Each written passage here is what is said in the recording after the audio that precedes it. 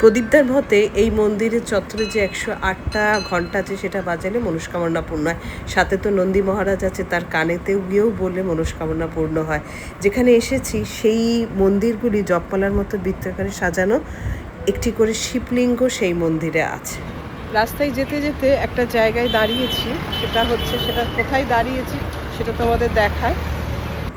108 শিব মন্দির, নবাবহাটের। পরিষ্কার পরিচ্ছন্ন, ঢুকতে গেলে এন্ট্রি ফি লাগে, পার্কিং খুব ভালো আছে, ওয়াশরুম খুব ভালো। এই মন্দিরটি তৈরি করেন বর্ধমানের মহারানী বিষ্ণু কুমারী দেবী 1 লক্ষ টাকা ব্যয় করে 1788 খ্রিস্টাব্দে শুরু করে, আর সবার জন্য খুলে দেওয়া হয় 1790। মন্দিরে আছে অন্নপূর্ণা মন্দির, পার্বতী মন্দির। শিবের নামগুলো পড়তে পড়তে কখন যে সময় চলে গেল সেটা বুঝতে পারলাম না। হাতে সময় থাকলে একবার ঘুরে যেতে পারো।